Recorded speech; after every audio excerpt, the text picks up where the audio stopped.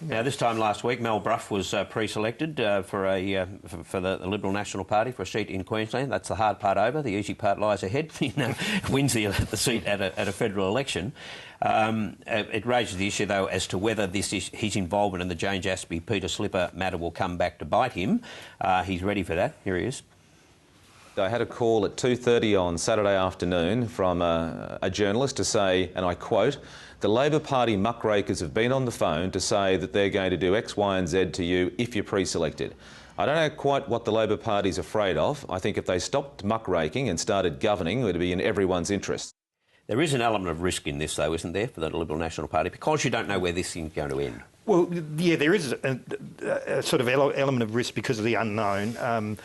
On what we've seen so far and what we've heard about Mal Brough's involvement in the campaign and the action against Peter Slipper, I don't think it's causing him a problem at the moment.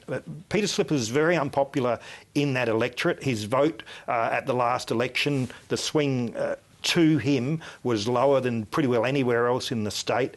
So I think that the voters of Fisher will be quite happy for the fact that Mal Brough is not only running for the LNP, but has also been active in undermining and sort of getting Peter Slipper. So I don't think that's a problem.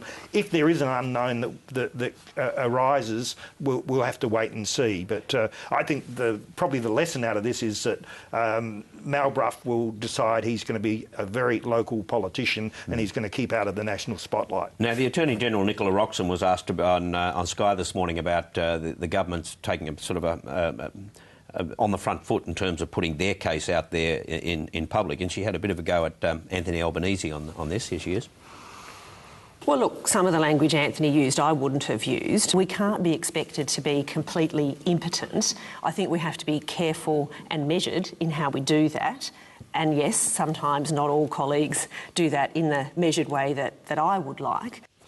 And she did go on and say, look, but it's unfair that everybody else has a go and that we can't, meaning the government can't. And you do have to keep in mind that those running the case against Peter Slipper made sure all this was well and truly out there in the media, even before the police were informed. Yeah, I think, quite frankly, it wasn't the government that put this out in the public spotlight, and I don't see any reason why, they shouldn't be entitled to respond. Quite frankly, if someone hits you, you've got a right to hit back, basically. But as Attorney-General, she has to be really careful about how she does respond, and that she does it in a legalistic way and not in a political way. But of course, you can't. But in the Well, that's why she's got elbow. Yeah. Well, she's calling him off, but will that work? Well, no, I don't think that Anthony Albanese is going to sort of tone down his campaign against those who are bringing the Ashby matter into the court. So she's met her responsibility. Yeah.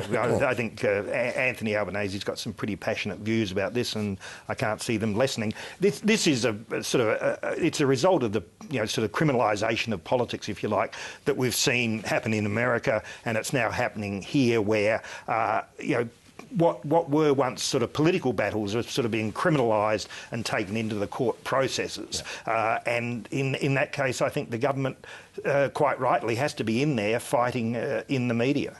OK, more with our panel shortly. Lenore Taylor, Mike Seckham and Dennis Atkins. But now it's time for Mike Bowers and Talking Pictures.